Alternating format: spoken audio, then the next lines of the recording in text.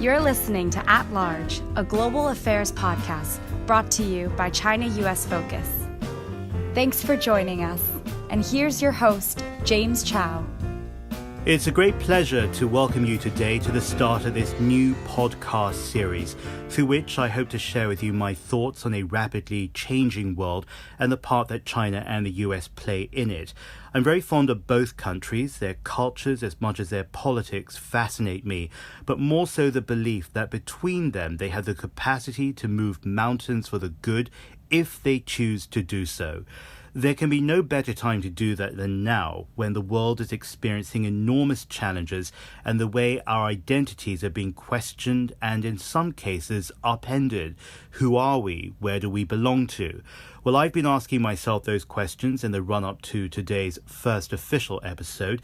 In fact, we have 3 months worth of archives for you, so visit our website, or the app you're listening to this will have those episodes. So from where I am in Hong Kong, this is episode 1, but also episode 12. The US trade war with China and many other countries has become a new reality for many of us, and in the last few weeks has jumped off the hard news pages into a softer, more nuanced space. One story in all this has gone viral on social media, a ship called Peak Pegasus that was stranded at sea for well over a month. At its simplest, it became a symbol of a casualty of a disagreement between two governments. Now, Peak Pegasus is a 43,000-ton bulk carrier said to be owned by JP Morgan Asset Management. The reason why it's in the news is because it was carrying $20 million worth of US soybeans. The carrier was literally racing to Dalian, a port city in northeast China, to try and pip a 25% hike that the Chinese had put in place in retaliation to another tariff hike that the United States had started off with. So that's how the story unfolded, and unluckily Peak Pegasus just missed the deadline by a couple of hours, I'm told, and so the ships and the soybeans went into a holding pattern for well over a month, making endless circles in the water and racking up a huge bill in doing so.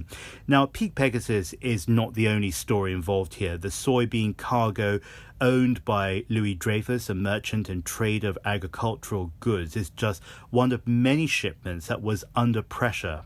There was a rush to beat the tariffs. These tariffs were announced and scheduled, and traders knew that they were coming. And so, from what we're hearing, there's been a rush on both sides to get your exports, through the border, through customs before those tariffs come into effect. That was Simon Lester, the Cato Institute Stiefel Center for Trade Policy Studies, and we're going to hear from him again a little later.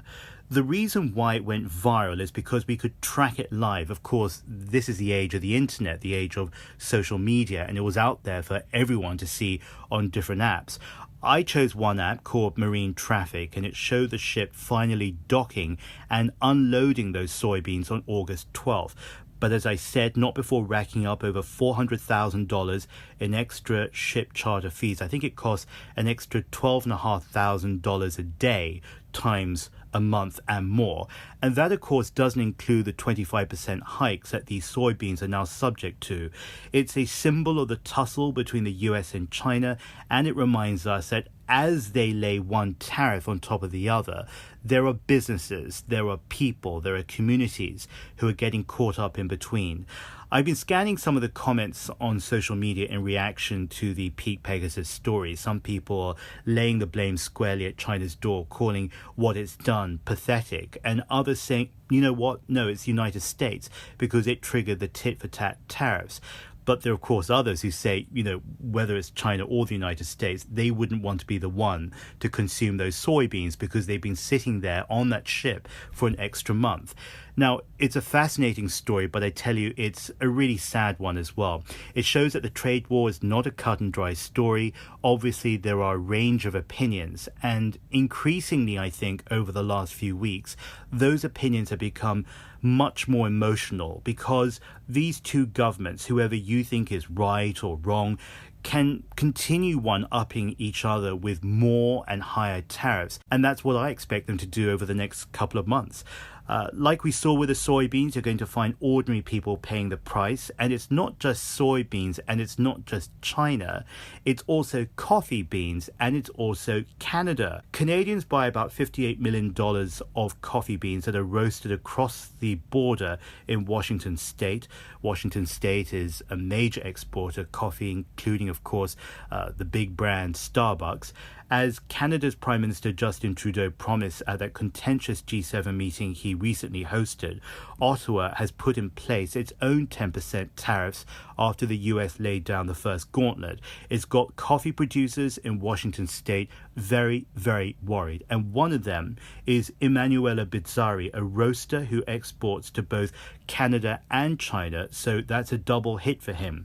He calculates that at the current rate, the trade war will cost him $250,000 a year. So what he's doing now is thinking long term. We do want to move some of our production maybe in Canada, become local, since we already have offices over there, but we do want to probably incorporate into Canada and become a Canadian company also. With 2 years worth of fees that I would pay, I could open a small operation in Canada. Mr. Bizzari is not a corporate hire. His company is Café Umbria, and it may be a wholesale coffee roaster in Seattle, but if you look at the inside story, it's a family business that goes back to the 1940s to Perugia in Italy, where his family's from. So it's a highly personal story, and it's not just about the dollars and cents for him. This is why these stories are really so important. This is At Large, your weekly podcast on China, the US, and the world. Keep listening. Welcome back. I'm going to stay with more of these stories because there's another case in point. A farmer by the name of Derek Sawyer tweeted this last week. Thanks to tariffs, this load of fencing cost me 35% more than it did in January. That's a $3,000 theft I can't stand because tariffs have also ruined the value of my soybeans. Now, Mr. Sawyer posted those words together with a picture of metal fencing on the back of a truck. That triggered over 800 comments, likes, and retweets, and I'm going to share just a slice of that. One person said to him, well, stop giving our money to China or others. Support your people. Mr. Sawyer thought about it, wrote back, says the person from Canada. He also said in reply to another comment, you realize free and open trade is typically a GOP staple. I do recognize trade practices from China et al. Need to be dealt with, but believe tariffs are an extremely destructive tool. According to his Twitter profile and website, because I don't know him, Mr. Sawyer is a fourth-generation owner-operator of a family farm in McPherson County in Kansas, and we wish him and other people who find themselves in this awful situation all the best of luck. There's no shortage of people lining up to provide their predictions on how this trade war is going to play out. Here's just one more take this week. Mark Ross is the founder of Caracal Global. Hold on to your seats, he says. I don't think we're in a good place, sadly. I think we talked earlier this spring. I didn't think we'd ever get here, but here we are. And I don't really see how we're going to get out of it. I think the business community should prepare for more tariffs going into 2018. I don't think we're really going to see resolution until 2019. First of all, some people are calling it a trade dispute. Others are calling it a trade war. I oscillate between the two. If I'm trying to stay optimistic, I say trade dispute because there are always reasons to be hopeful if negotiations continue. But when I learn about people like the Sawyers, that's when I think that trade war is more appropriate because it's hurting people who don't have a place at the political table. And in that sense, their fate is being determined by perfect strangers. Every week as the situation further unfolds, so my opinion of it develops. But in short, I think it's going to be very difficult for China to withstand an onslaught of tariffs from the US. At the same time, though, I think it's not just China. The United States is fighting a couple of fires in parallel with the European Union, with Canada, with Mexico. And when we think about these countries, they represent many of the United States' oldest and staunchest allies. And in a way, you could say China is one of its allies as well. They're the number 1, 2 economies in the world that have been doing great business with each other over the last decades.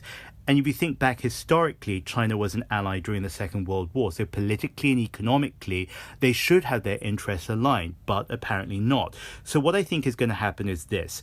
When you remember that many of these countries are some of the oldest US allies, this face-off is going to reshape the political order beyond what it has already. The world as we know it in the post-Second World War era is simply no longer. Don't try to find it. It's not there.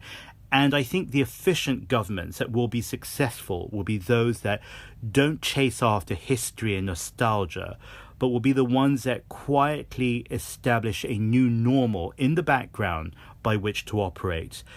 Interestingly, I was watching Trish Regan on Fox Business, the intelligence report, and she was looking at the numbers at economic growth in China, saying, of course, that it's been much faster than the United States in recent years. And of course, one perfect explanation for that is that China only recently rejoined the world and rejoined the global economy. So in a sense, its improvement in economic growth is going to be much steeper for that one reason alone. She notes that, but she also asks this. Granted, they, meaning China, was starting from a very different place, but they've got a lot of people, and if that success continues in an outsized way compared to ours, where do we wind up 10 years from now? And I think she really hits the nail on the head with that, because she's looking beyond the trade war and she's looking at how the world will look like in the future because of that trade war. I'm going to finish up with one more viewpoint on what we can expect looking ahead. Simon Lester again, he's at the Cato Institute, and he was asked this week to cast his fishing line into the dark, murky waters and to try and predict what's going to happen in the future because of this trade war. And I think that's a very difficult position to be in because no one knows what's going to happen next week, let alone in a couple of months or perhaps even a year from now, which is how far Lester looked to. This is what he said in terms of predicting the wider, longer, deeper impact. For the longer term, if we go forward with all the tariffs that have been talked about, so we have $50 billion to be in place by August 23rd, and then another $200 billion announced, and then the suggestions of another $200 billion. These are imports from China to the U.S. If all of those go into effect, I think we're really going to start to see some harm to the U.S. economy, to the global economy, to the Chinese economy. I think ideally what most people would like to see is some sort of negotiation taking place to get us out of this trade war. And hopefully at a certain point there will be pushback from constituents in the U.S. and China saying to their governments, hey, can you do something about this? Can you get us out of this?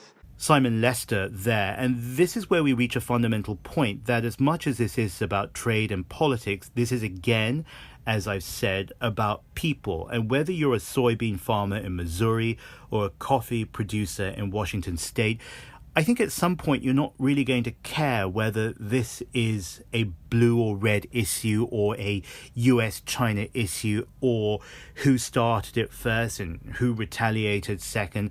I think at some point you're going to be thinking about what's best for yourself, what's best for your family, and what's best for your community. And politicians who need votes to get themselves into their jobs should heed that very quickly. You've been listening to At Large with James Chau. For more episodes, you can go to ChinaUSFocus.com/podcasts. You can also subscribe at Google Play Music, SoundCloud, and more. Thanks for joining us, and thank you for tuning in.